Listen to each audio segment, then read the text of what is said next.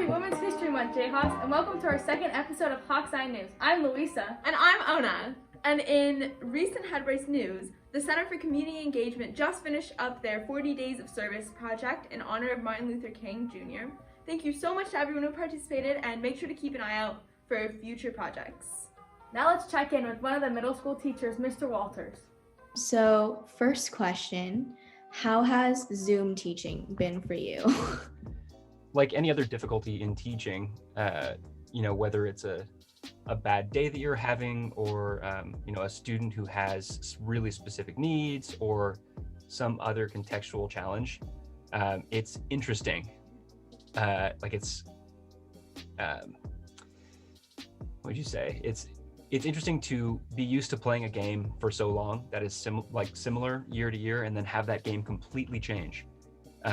And still try to achieve similar outcomes.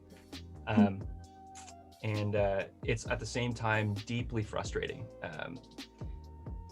to not be able to, or to feel like I can't provide as rich of an experience as I usually feel confident that I can for my classes. And I know I'm not the only one who feels that way. Yeah, totally. What methods have you used or seen other people use to maintain some sense of normalcy or security? Yeah, I think early on what struck me was because you were in my class, that a lot of the history year I love, and the sixth grade team loves, kids moving around, right? Experiencing something that we're doing by doing it, whether it's a simulation or a large group project or a video project or running around school for some reason.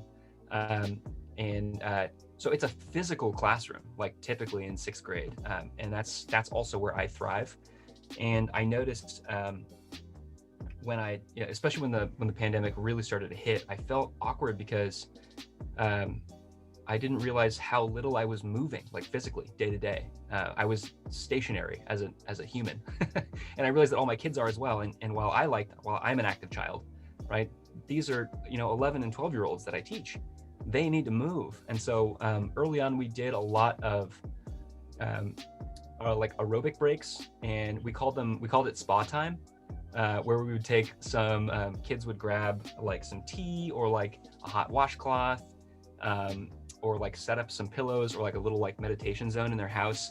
And we'd take a solid 15 minutes out of every advising, and we'd do a guided meditation, and we'd do some stretching, and we kind of reflect on, or maybe some jumping jacks, and reflect on, things that are still good. And we did that for a while. Couple more questions. So what do you think are the downsides and upsides of returning to hybrid learning?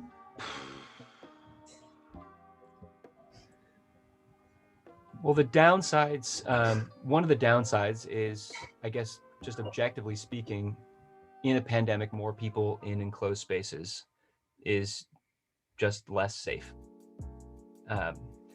And depending on the developmental level of those kids, the awareness of their physical proximity to other kids, their physical proximity to adults, or their ability to be mindful of kind of what their breath or their hands are touching, it's kind of scary when you have a lot of people in one space when the main mode of transmission of this virus that's killing people is exactly that. Even with masks, it's anxiety provoking. That's tough. The upsides are also wonderful, right? We're social creatures.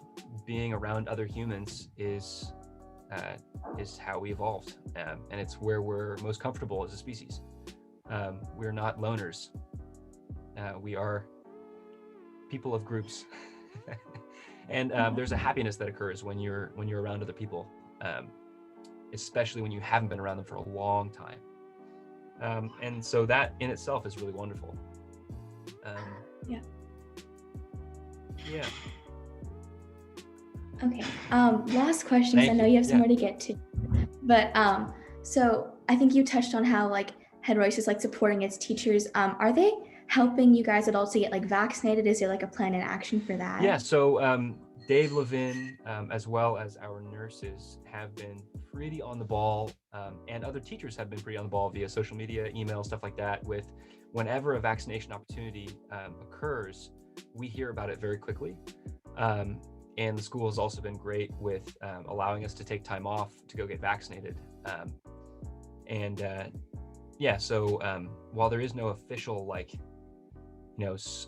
least I don't think there's an official, you must go now policy, they're making it, I feel very supported by the school to go get vaccinated as soon as I possibly can. Because that means that, the sooner I can do that, the sooner I can get back in the classroom without being, as worried as I have been. Okay, cool. I think that's just about it. Thank you so much for your time. Students and faculty are working very hard to get dance, drama, and other fine art programs back on campus. We are very excited to see what they end up producing once they're all together again.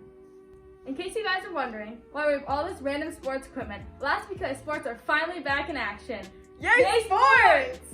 And our seasons have started off super strong with wins in all of our sports.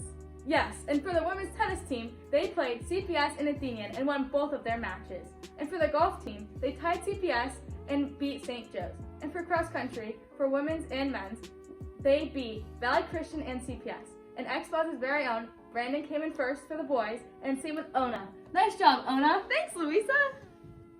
But sports aren't exactly the same as they were last year. Here to talk to us more is Tuffy.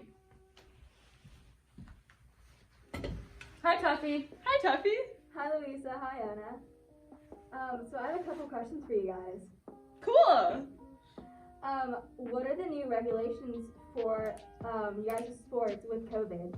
Well, in all sports, you have to wear masks the whole time, as well as have negative COVID tests, and there's no sharing of equipment for tennis or golf.